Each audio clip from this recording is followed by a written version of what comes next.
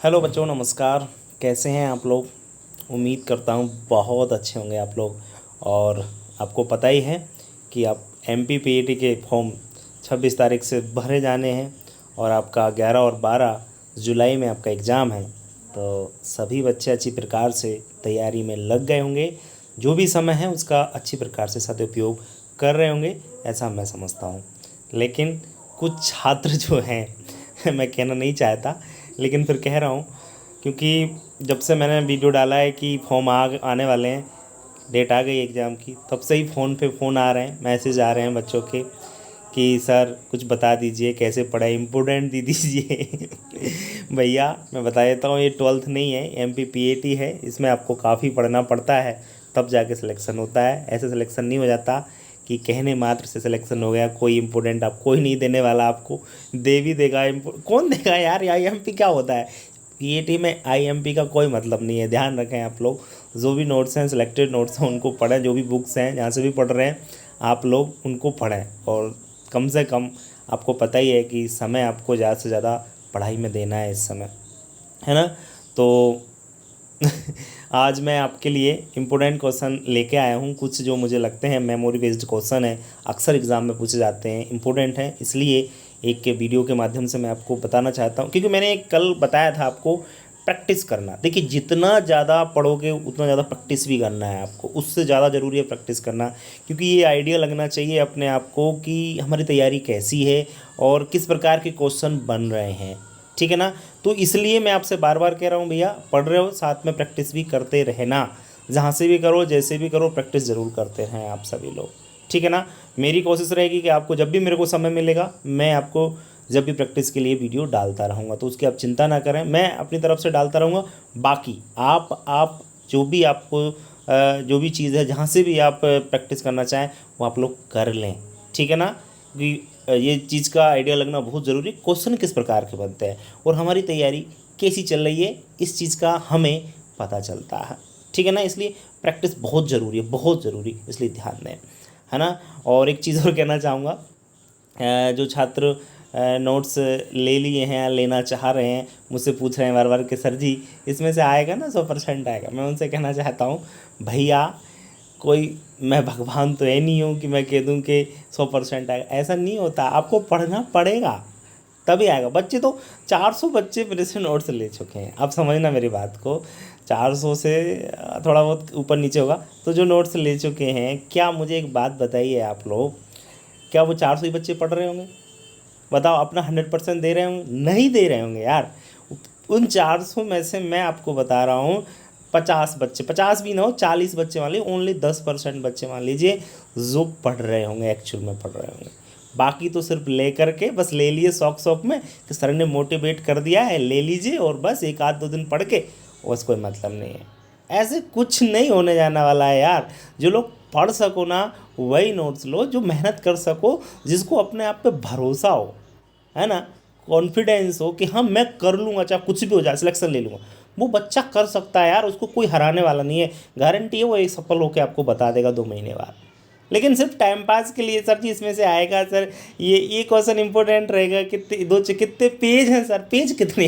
अरे यार, सुबह से पेज पूछने लग गए, 2-3 तो पूछ रहे, 2-3 बच्चों ने पूछा कि सर पेज बता दीजिए। अरे पेज, ये कुछ तो ये सोचते हैं कि 10-20 पेज हो, 10-20 पेज पढ़ ले और बस PAT में सिलेक्शन हो गया, ऐसा सोचते हैं कुछ बच्चे। तो भैया ऐसा नहीं होता है यार, पहले इस चीज़ को समझिए। MPPAT छोटा टेस्ट नहीं है, काफ़ी अच्छे लेवल का हो गया है। जब से ऑनलाइन हुआ है ना, से अच्छा लेवल का पेपर होने लग गया है, और काफ़ी बच्चे इसमें जो है ना आपकी पार्टिसिपेट करने लगे, बहुत सारे बच्चे इसमें आने लगे। एग्रीकल्चर ही एक इस प्रकार का क्षेत्र है जिसमें अब कंपटीशन बढ़ने लगा है धीरे धीरे।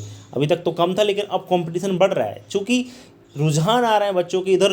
आपकी पता है कंपटीशन कम है तो नौकरियां ज़्यादा मिल पा रही हैं, बच्चा बेरोज़गार नहीं रह रहा है, सबसे बड़ी बात है। और फील्ड में चले जाइए, गारंटी नहीं है कि आपको रोज़गार मिल जाए, लेकिन अगर इसमें आपका जो है MPPAT क्वालिफाई कर लिया, इसके बाद आपने डिग्री कर ली, तो आप घर पे नहीं बैठोगे, ये गारंटी रहती है। इसलिए इसमें अब रुझान बढ़ रहा है बच्चों का, और बच्चे एग्रीकल्चर की तरफ आ रहे हैं। इसलिए आप जो ना थोड़ा सोच समझ के अपने जो है ना कदम बढ़ाना शुरू कर दीजिए। और बहुत सारे तो अभी सोच रहे होंगे अभी समय है, पढ़ लेंगे आराम से, अभी क्या पढ़िए, कुछ तो ये सोच रहे होंगे पढ़ लेंगे, अभी क्या है, अभी तो बहुत समय है, 2 महीने का समय है, 2 महीने बोले 2-4 साल बराबर होते हैं ना। तो कुछ तो ऐसे सोच रहे होंगे, है ना। भैया ऐसे मत सोचना। अगर एग्रीकल्चर लिया था 12th में तो आगे बढ़ने की सोचो। नहीं, एग्रीकल्चर लिया ही क्यों था 12th में, मेरा तो ये मानना है। कुछ और ले लेते, उससे जो कुछ और कर खाते। अब लिया है एग्रीकल्चर, तो मेरी तो राय है कि एग्रीकल्चर में आगे बढ़ो, कुछ कर खाओ, नहीं तो फिर ऐसे ही रहोगे जैसे अभी हो आप। नहीं तो किसी, अब मैं कहना नहीं चाहता, लेकिन इतनी बुरी स्थिति हो जाएगी आपकी, मैं बता रहा हूँ। अगर एग्रीकल्चर में अगर आप लोग आगे नहीं बढ़े ना, कि ना दुकान पे काम करने लायक नहीं रहोगे आप लोग। समझ रहे हो मेरी बात? दुकान पे काम करने लायक। अब मैं उनकी नहीं बात कर रहा हूँ जिनके पास 100 बीघा ज़मीन है, 200 बीघा ज़मीन, उनकी बात नहीं कर रहा हूँ। जो आपके बच्चे ऐसी भी एग्रीकल्चर, पता है एग्रीकल्चर कौन लेता है? गांव के बच्चे होते हैं ज़्यादातर, सिटी के तो इंटरेस्ट कम दिखाते हैं। गांव के बच्चे होते हैं, है ना। पिताजी क्या करते हैं? खेती। खेती कितनी है? 4 बीघा, 10 बीघा, 15 बीघा। क्या कर लोगे 10, 15, 20 बीघा? कुछ नहीं होता भैया। स्थिति बहुत ख़राब है खेती की। किसान से पूछो, अपने पिताजी का भी खेती करते हो, उनसे पूछना कितनी मेहनत लगती है। मेरे पिताजी करते हैं खेती, मुझे मालूम है कितनी मेहनत लगती है उसमें।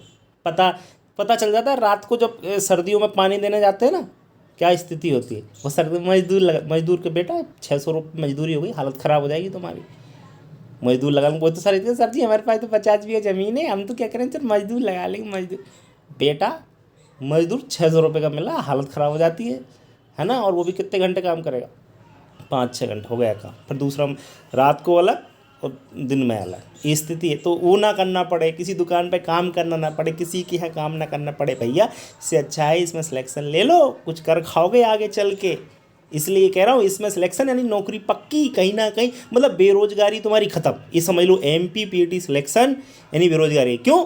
MPPAT में हो गया तो 4 साल की डिग्री कर लोगे आप लोग, गवर्नमेंट कॉलेज मिलेगा, नॉलेज मिलेगी, उसके बाद आप लोग कहीं भी, कोई भी यार आपको 1%, वैसे तो 99% बच्चा गवर्नमेंट नौकरी की सोचता है, लेकिन 1% अगर नहीं लगा तो प्राइवेट तो उसको कहीं गई नहीं, और कुछ करोगे जैसे, और कुछ जैसे।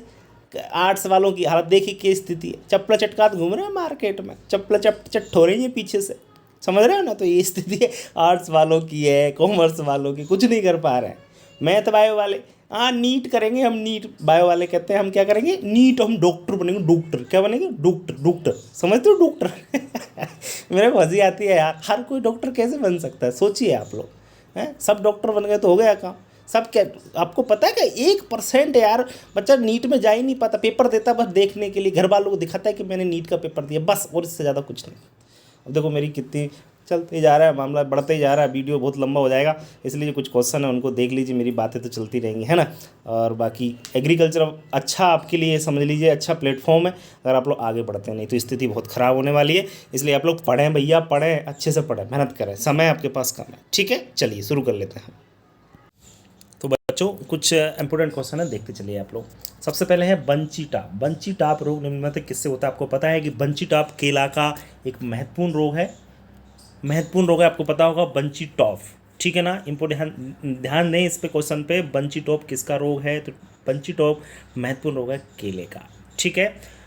आगे बात करते हैं, पानी के साथ टर्गा सुपर को मिलाकर देने को क्या कहते हैं? पानी के साथ टर्गा सुपर, टर्गा सुपर आपका क्या होता है? आपको मालूम ही है क्या होता है? आपका एक खरपतवार नाशी दवा होती है ना, जो कि पानी के साथ मिलाकर देते हैं, तो उसे क्या कहते हैं? फर्टिगेशन, हर्विगेशन या इरिगेशन? बताइए। तो ध्यान रखना, मैं एक चीज़ यहाँ पे क्लियर कर रहा हूँ आपको। देखो समय ज़्यादा लगेगा क्योंकि क्वेश्चन काफ़ी है, तो लंबा वीडियो हो रहा है, हो जाने दो, बाकी मैं समझाते चलूँगा आपको साथ में। तो पानी के साथ टर्गा सुपर देना क्या कहलाता है? हर्विगेशन। देखिए, अगर पानी के साथ अपन अगर खरपतवार नाशी दवा देते हैं तो हर्विगेशन कहते हैं, अगर फर्टिलाइजर दें तो उसको फर्टिगेशन कहते हैं, ठीक है ना। और अकेला पानी दें तो उसको इरिगेशन कहते हैं। तो चारों वर्ड याद रखना, तीनों वर्ड, कि हर्विगेशन क्या है? कोई भी खरपतवार नाशी दवा देते हैं तो हर्विगेशन किसके साथ? सिंचाई के साथ, पानी के साथ, है ना। और फर्टिगेशन क्या है? फर्टिलाइजर, कोई भी उर्वरक देना क्या कहलाता है? फर्टिगेशन कहलाता है, ठीक है।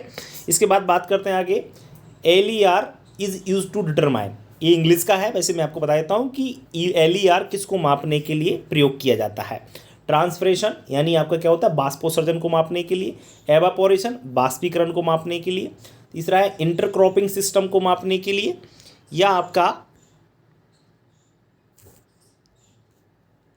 ऑल ऑफ एबव को मापने के लिए। तो LER जो यूज़ किया जाता है आपको किसको मापने के लिए प्रयोग किया जाता है, ये ध्यान रखें, एवापोरेशन को मापने के लिए इसका प्रयोग किया जाता है।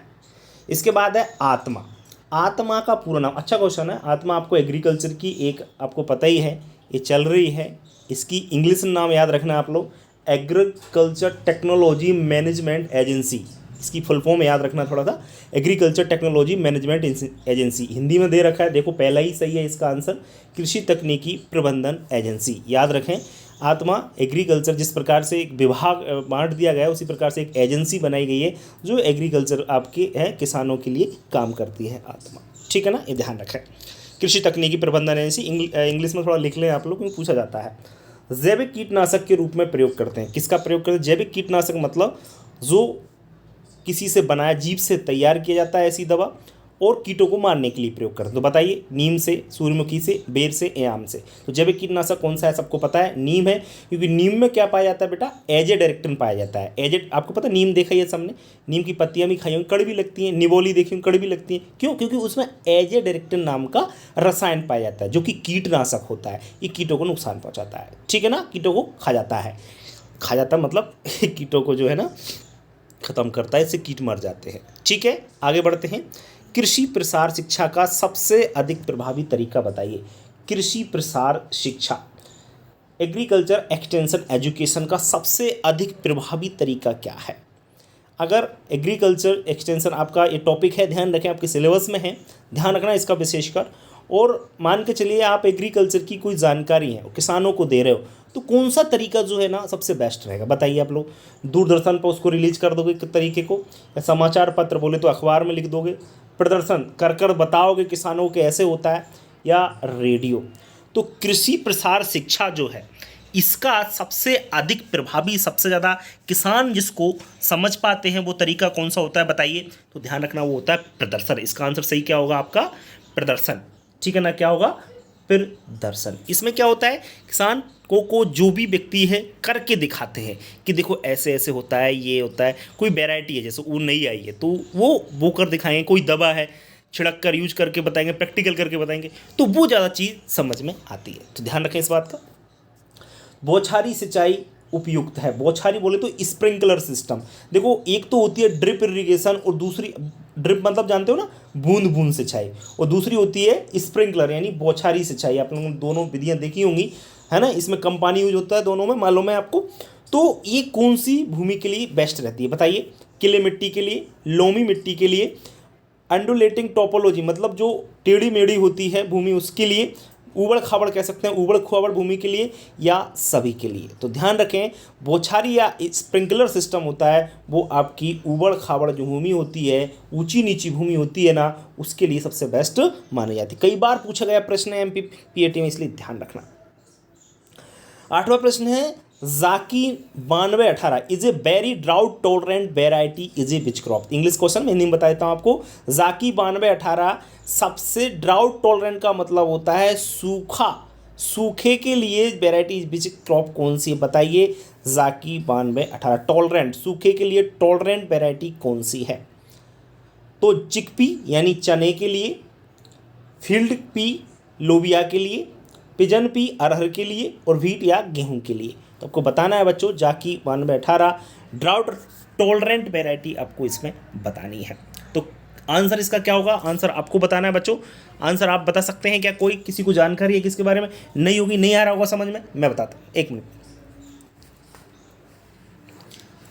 तो बेटा जाकी 9218 जो वेराइटी है ये आपकी चने की है, किसकी है, चने की। नाइट्रोजन की कमी के लक्षण सर्वप्रथम किन पत्तियों पर दिखाई देते हैं। नाइट्रोजन की कमी यदि पौधे में हो जाती है तो उसके लक्षण कौन सी पत्तियों पर दिखाई देंगे, नई पत्तियों पर, पुरानी पत्तियों पर, मध्य पत्ती पर, या सभी पर। नवा क्वेश्चन है बच्चों, आंसर क्या होगा आपका कि नाइट्रोजन की कमी यदि पौधे तो लक्षण कहाँ पर दिखाई देते हैं। ध्यान रखना, नीचे वाली जो पुरानी पत्तियां होती हैं उन पर सबसे पहले लक्षण दिखाई देते हैं। इसके बाद 2013-14, ये पुराना डाटा है, 2013-14 में सोयाबीन और व्हीट के दोनों की गुणवत्ता में भारी कमी है। 2013 में क्या हुआ था कि सोयाबीन और गेहूं दोनों की क्वालिटी में भारी कमी आ गई थी। कारण क्या रहा कि उनकी बीज की पूरी तरह से क्वालिटी खराब हो गई। उसका रीज़न क्या रहा, तो उसका कीट, गैस, उर्वरकों की आपूर्ति खराब हो। तो उस समय का जो 2013-14 का मौसम बहुत ज़्यादा खराब रहा था, उसकी वजह से ये कंडीशन आ गई थी। इसके बाद बात करते हैं प्रश्न नंबर 11 की हम लोग, प्रोटीन हाई लाइसिन किस फसल की है? प्रोटीन हाई लाइसिन किस्म किस फसल की है? इसमें प्रोटीन पाया जाता है अधिक, और हाई लाइसिन, लाइसिन एक अमीनो एसिड होता है, अमीनो एसिड इसमें लाइसिन ज़्यादा हो और प्रोटीन ज़्यादा हो, वो किस्म कौन सी फसल की है ये आपको बताना है। प्रोटीना क्या? प्रोटीना हाई लाइसिन, ठीक है। तो 11वां क्वेश्चन है बच्चों, इसका आंसर सही क्या होगा बताइए। तो ध्यान रखना, प्रोटीन और हाई लाइसिन दोनों ही ज़्यादा होते हैं। आपकी मक्का की किस्म है, मक्का की बहुत सारी वेराइटी हैं, जो एक किस्म में जीन डाला गया था, जिसके लिए फिर वेराइटियाँ निकाली गई थी कि उसमें लाइसिन और प्रोटीन की मात्रा बढ़ाई गई थी। सबसे ज़्यादा कीटनाशक किस फसल में प्रयोग किया? बहुत अच्छा प्रश्न है बच्चों। सबसे ज़्यादा कीटनाशक, जो कीटनाशी दवाई होती है, किस फसल में उपयोग करते हैं बताइए आप लोग। कपास में, गन्ना में, धान में, गेहूँ। रट लेना बच्चों इसको, कपास में। इंपॉर्टेंट क्वेश्चन है, कपास में सबसे ज़्यादा कीटनाशक दवाइयाँ प्रयोग की जाती हैं, ये ध्यान रखें विशेषकर। बात करते हैं आगे, सरसों की बीज दर बताइए। सरसों की सीड रेट, 1 हेक्टेयर में कितना बीज आप डालते हैं? 3 किलोग्राम, 5 किलोग्राम, 7 किलोग्राम, 8 ग्राम। एग्जैक्ट क्वेश्चन है, बिल्कुल पूछा गया क्वेश्चन है, और ये आपका 5 किलोग्राम। ध्यान रखना, सरसों की बीज दर होती है 5 किलोग्राम। बढ़ते हैं आगे, एक्वा फर्टिलाइजर ड्रिल किस संस्थान ने बनाया? एक्वा फर्टिलाइजर ड्रिल किस संस्थान ने बनाया है? तो एक्वा फर्टिलाइजर ड्रिल किस संस्थान ने बनाया? एग्री इंजीनियरिंग इंस्टीट्यूट भोपाल ने बनाया है, हैदराबाद में बनाया है, कि GARI नई दिल्ली ने बनाया है, ऐसे IARI होना चाहिए, गलत लिखा है यहाँ पे, IARI न्यू दिल्ली ने बनाया है, या लुधियाना PAU ने बनाया है? तो बताइए आप लोग। पंतनगर, सॉरी, ये आपकी पंजाब एग्रीकल्चर यूनिवर्सिटी है, PAU का पूरा नाम ध्यान रखें। आई का आप जी की जगह आई लगा लेना, थोड़ा यहाँ पे मिसप्रिंट है। तो 14वां आपका प्रश्न है, इसका आंसर क्या होगा? तो ध्यान रखना, ये आपका एक्वा फर्टिलाइजर ड्रिल था, इसका संस्थान ने बनाया था आपका लुधियाना में, पंजाब एग्रीकल्चर यूनिवर्सिटी, इन्होंने इसको बनाया था, ठीक है। इसके बाद ये फर्टिलाइजर ड्रिल होता है, मतलब फर्टिलाइजर देने का एक यंत्र होता है, बस कुछ नहीं। इसके बाद पूफा किस फसल तेल में अधिक यूज होता है? पूफा तो आप लोग जानते होंगे, पूफा नहीं समझते, मैं बता देता हूँ। पूफा, पी मतलब इसका होता है प्योर अनसैचुरेटेड फैटी एसिड, इसके फुल फॉर्म याद रखना। असंतृप्त बसीय अम्ल की मात्रा किस फसल के तेल में सबसे अधिक होती है? असंतृप्त बसीय अम्ल की मात्रा किस तेल में अधिक होती है? सूर्यमुखी, अलसी, तिल, सोयाबीन। तो ध्यान रखना, ये सूर्यमुखी में होती है। किस में होती है? सूर्यमुखी में, ठीक है। इसके बाद बढ़ते हैं हम लोग आगे, नेक्स्ट है, P directorate of soybean research स्थित है, कहाँ पर है? पी मतलब project directorate of soybean research. इसकी अगर हम लोग हिंदी करेंगे तो अखिल करके कुछ हो जाएगा, सोयाबीन रिसर्च, हाँ, ठीक है, समन्वित, नहीं वो नहीं है, ठीक है। डायरेक्टरेट ऑफ सोयाबीन रिसर्च, ये कहाँ पर है? इंदौर में, भोपाल में, दिल्ली में, हैदराबाद। सबको पता है कि सोयाबीन का रिसर्च केंद्र कहाँ पर है आपका? ये इंदौर में हमारे, याद रखना, क्योंकि मध्य प्रदेश का जरूर याद रखना है भैया, है ना। नेक्स्ट बात करते हैं हम लोग, पेड़ पौधों में खनिज लवण पानी में घुलकर किसके द्वारा ऊपर जाते हैं? आपको पता है, कोई भी पौधा रहता है, नीचे से ही पानी एवं खनिज लवण को अपने अंदर अवशोषित करता है। तो पौधे में ऐसा कौन सा भाग होता है जो इनको सबको घुलकर ऊपर पहुँचाता है? जाइलम, फ्लोएम, दोनों या कोई नहीं? पेड़ पौधों में खनिज लवण और पानी, तो याद रखना, जाइलम कोशिका, आप कोशिका कह सकते हैं इसको ऊतक कह सकते हैं, इसके द्वारा ही पौधे क्या होते हैं? खनिज लवण और पानी को अपने अंदर अवशोषित करते हैं। और जो भोजन बनता है पत्तियों में प्रकाश संश्लेषण के द्वारा, वो फ्लोएम द्वारा पूरे पौधे में जाता है। इस बात को ध्यान रखें आप लोग। इसके बाद है चावल सघनता प्रणाली, SRI, system of rice initiation इसको बोला जाता है, या सिस्टम ऑफ राइस इंटेंसिटी भी इसको बोल सकते हैं। एक किस फसल की है? सब जानते हैं कि चावल है, चावल दे रखा है, तो ये धान की है, एक प्रणाली है, इसमें गेहूँ मतलब धान को लगाने की एक विधि है, ये ऐसा रहे, ध्यान रखना। कहाँ से? धान को लगाने की एक विधि, जिस प्रकार से आपने पढ़ा होगा, धान की जो फसल होती है, इसमें हम लोग नर्सरी तैयार करते हैं, तो नर्सरी तैयार करने की एक जो है विधि होती है, ये मेडागास्कर से आपकी आई थी, ध्यान रखें थोड़ा सा आप लोग। इसकी बीज दर भी अगर याद रखना चाहते हैं, याद रखना, 5 से 8 किलोग्राम पर हेक्टेयर होती है, ये थोड़ा सा आप लोग जनरल है। इसके बाद एक स्थान पर एक साथ दो या दो से अधिक फसल उगाना क्या कहलाता है? बहुत सिंपल क्वेश्चन है। एक स्थान है, एक साथ दो या दो से अधिक फसल उगा रहे हो तो उसको क्या कहते हैं? 19वां प्रश्न है बच्चों, मिश्रित फसल कहेंगे या अंतर्वर्ती फसल कहेंगे, सोल क्रॉपिंग कहेंगे या मोनोक्रॉपिंग? आपको पता है एक स्थान पर अगर एक या दो से अधिक फसल बोए तो उसको हम लोग मिश्रित फसल कहेंगे। ठीक है, चलिए ह्यूमस का रेशियो बताइए, ह्यूमस क्या होता है? पहले तो ये मैं आपको थोड़ा क्लियर कर देता हूँ, एक मिनट रुके आप लोग। हाँ, ह्यूमस का रेशियो बताइए बच्चों, ह्यूमस का रेशियो क्या होता है? 20:1। अच्छा ह्यूमस क्या होता है पहले बता दूं। ह्यूमस में जो आपके सड़े गले पदार्थ होते हैं ना, जैसे कोई भी फसल होती है तो वहाँ पर जो उनके अवशेष रहते हैं उसके बाद वो सड़ जाते हैं तो वहाँ पर ह्यूमस का निर्माण होता है, कार्बनिक पदार्थ का निर्माण होता है ना। तो कार्बनिक पदार्थ से ह्यूमस निकलता है और ह्यूमस में फिर ह्यूमिक एसिड होता है, तो वो एक अलग प्रोसेस हो जाती है। हम यहाँ पर बात कर रहे हैं उसमें C/N, मतलब कार्बन और नाइट्रोजन का जो अनुपात होता है वो कितना होता है, कार्बन नाइट्रोजन कितना परसेंट पाया जाता है। परसेंट नहीं, हम रेशियो की बात कर रहे हैं। तो इसका जो अनुपात होता है 20:1, 10:1, 100:1 या 30:1। 20वां प्रश्न बताइए आप लोग। ध्यान रखें ह्यूमस में C/N रेशियो 10:1 होता है। एक चीज़ और मैं क्लियर करना चाहूँगा, C/N कई जगह पूछा जाता है। एक तो ह्यूमस का पूछा जाता है, दूसरा मिट्टी में भी पूछा जाता है कि मिट्टी में कार्बन नाइट्रोजन का अनुपात बताइए, तो वो भी उसका आंसर भी 10:1 है, ध्यान रखें। और ये भी ऐसे ही पूछ सकता है, खनिज का भी पूछ सकते हैं, तो ध्यान रखें खनिज का भी आपका 10:1 होता है, C/N। ठीक है, नाइट्रोजन को किस रूप में पौधे द्वारा लिया जाता है? नाइट्रोजन को जो पौधे होते हैं ना किस रूप में लेते हैं? मैं एक चीज़ क्लियर करना चाहता हूँ कि आपने 12th में पढ़ा होगा वैसे कि नाइट्रोजन को पौधे होते हैं ना 3 रूप में लेते हैं, ये तो आपको मालूम है। वो तीनों रूप इसमें दे रखे हैं, लेकिन यहाँ पे उन्होंने क्लियर नहीं किया है किस रूप में लेते हैं सबसे ज़्यादा। तो सबसे ज़्यादा जो रूप में लेते हैं ना वो आपको पता होना चाहिए, नाइट्रेट, अमोनिया, नाइट्राइट, एमाइड। तो सबसे ज़्यादा नाइट्रेट रूप में पौधे नाइट्रोजन को अमोनिया के रूप में भी लेते हैं और एमाइड के रूप में, लेकिन इसका आंसर सही नाइट्रेट होगा। अब आपका होगा सर नाइट्रेट क्यों होगा? तो नाइट्रेट इसलिए होगा क्योंकि ज़्यादातर पौधे, ज़्यादातर मतलब मोस्टली प्लांट आपका नाइट्रोजन को नाइट्रेट के रूप में ही अवशोषित करते हैं। अमोनिया के रूप में सिर्फ धान की फसल, कौन सी फसल?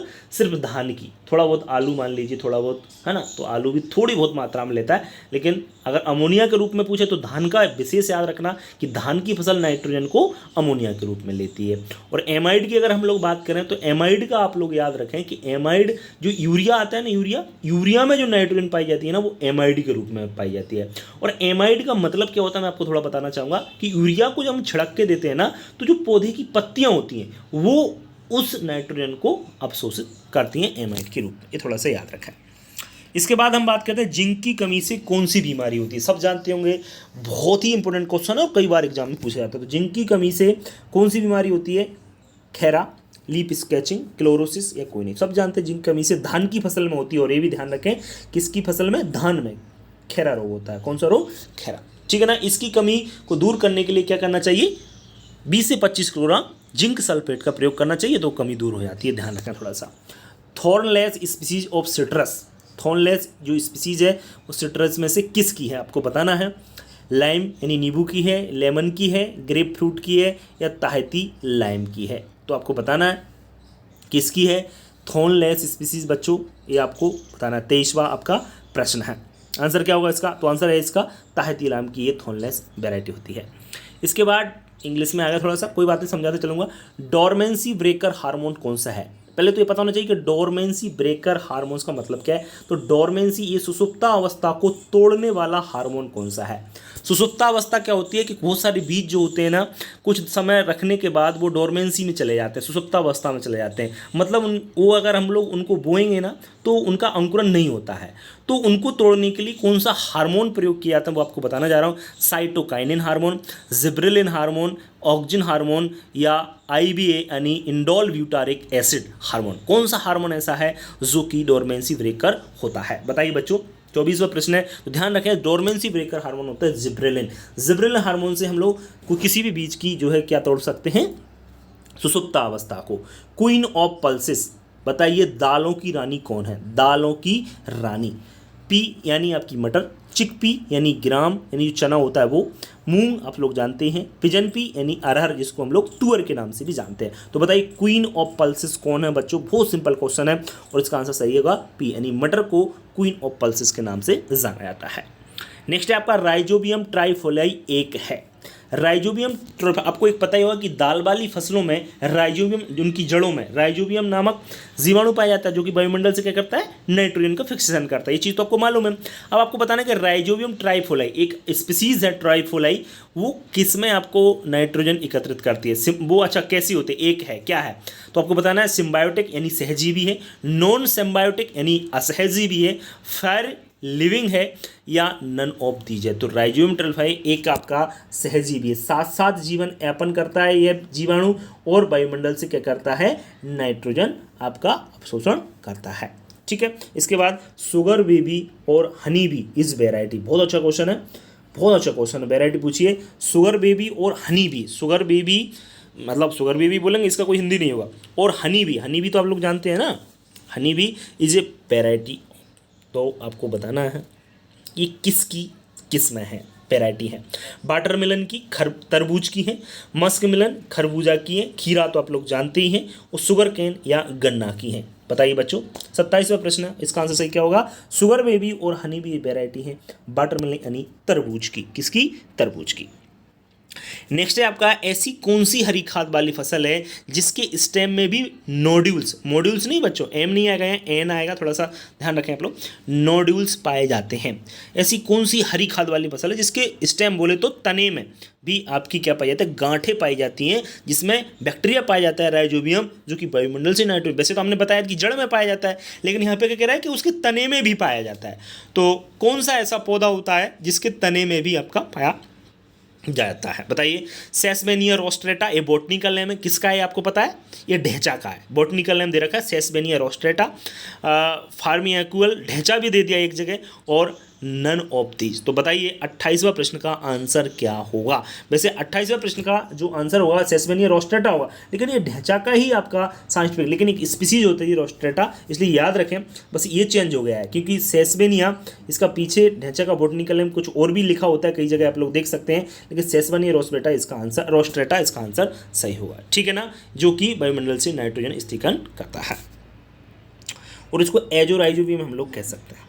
फलों को पकाने में कौन सा हार्मोन्स उपयोग किया जाता है, याद रखें, फलों को पकाने में कौन सा हार्मोन्स, फलों को पकाने के लिए कौन सा हार्मोन्स प्रयोग करते हैं, बताइए। Ethylene, methane, acetylene, guanine. वैसे तो तीनों गैसें हैं, आपको पता चल रहा होगा, लेकिन इसमें से उसको हार्मोन भी बोला जाता है क्योंकि ये फलों को पकाता है। तो याद रखें कौन सा है, फलों को पकाने के लिए एथिलीन, सबको ही मालूम हुआ ये तो है। इसके बाद जिंक सल्फेट की कितने किलोग्राम मात्रा प्रति हेक्टेयर फसलों में डालते हैं। जिंक सल्फेट की अभी बात कर रहे थे हम लोग, जिंक सल्फेट की, जब जिंक की कमी हो रही थी तो किसमें, धान की फसल में, लेकिन जनरली अगर बात करें तो जिंक सल्फेट कितना किलोग्राम पर हेक्टेयर हम फसलों में डालते हैं, आपको बताना है। इसका आंसर 20, 40, 60 या 80। तो ध्यान रखें, इसका आंसर सही क्या होगा आपका, 20 किलोग्राम पर हेक्टेयर। इसके बाद बात करते हैं भंडारण करने के लिए अनाजों में कितने % मॉइस्चर रखना चाहिए। जब भी हम किसी अनाज को, गेहूँ है आपका, मक्का है, बाजरा है, धान है, तो किसी को भी यदि हम लोग घर में रखते हैं तो उसमें नमी की मात्रा कितने % होना चाहिए तब उसको घर में लगे। तो 10% से कम होना चाहिए, 10% से ज़्यादा होना चाहिए, 12% होना चाहिए या 14%। बहुत अच्छा प्रश्न है, वो बड़ा कन्फ्यूजन कर रहा है, 10% से कम, 10% से ज़्यादा, या 12% या 14%। तो क्वेश्चन आपका बहुत अच्छा है। तो 31वां आपका इसका जो आंसर होगा वो क्या होगा बच्चों, ध्यान रखें, भंडारण करते समय अनाजों में जो नमी है वो 12% होना चाहिए। कितने %? आंसर है 12%, ठीक है। नेक्स्ट क्वेश्चन है HI मैंने हाई 8713 8713 पूसा मंगोला, इसको नाम भी है, हाई यील्डिंग वेराइटी है, और 21 फसल की वेराइटी आपको बताना है बच्चों। 32वां प्रश्न बताइए आप लोग, 32वां प्रश्न बताइए, इसका आंसर क्या होगा। इसका आंसर गेहूं, धान, लौकी, तरबूज। तो इसका आंसर सही क्या होगा आपका, गेहूं की ये पूसा मंगोला वेराइटी है। ऐसी कौन सी ट्रांसजेनिक फसल है जिसका क्षेत्रफल विश्व में सर्वाधिक। बहुत अच्छा प्रश्न है, ऐसे क्वेश्चन मिल रहे हैं इस वीडियो में बच्चों, मैं खुद विश्वास नहीं कर पा रहा हूँ। अक्सर ये क्वेश्चन पूछे जाते हैं एग्जाम में, अक्सर देखना आप लोगों को पीटी एग्जाम दो समझ में आ जाएगा आपको।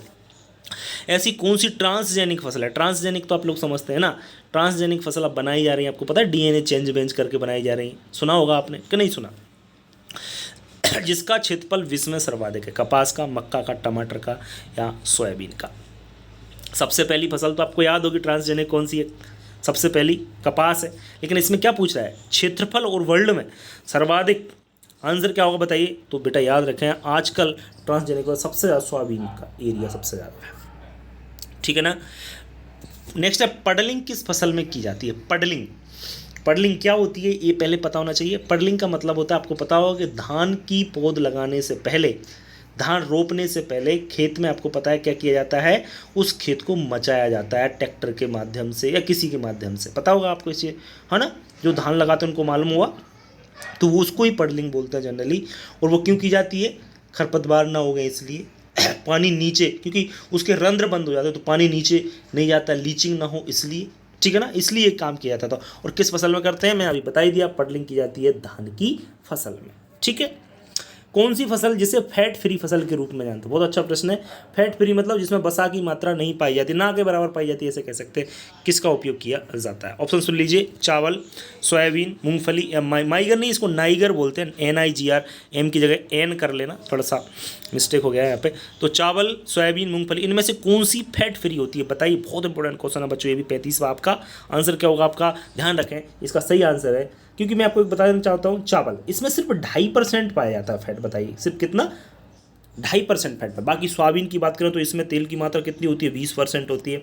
मूंगफली में आपको पता ही है 45% होती है, आपको पता ही होगा, है ना। नाइगर में इसमें भी आपके लगभग 30 से 40% पाई जाती है, तो 2.5% सिर्फ चावल में पाई जाती है, ठीक। सोयाबीन, पोटैटो, व्हीट फसल चक्र है, 1 वर्षीय, 2 वर्षीय, बहुवर्षीय, 6 तो फसल चक्र आप जानते ही होंगे, किसी भी क्षेत्र में निश्चित क्षेत्रफल में आपको निश्चित समय में फसलों को अदल बदल कर बोना ही फसल चक्र या क्रॉप रोटेशन कहलाता है।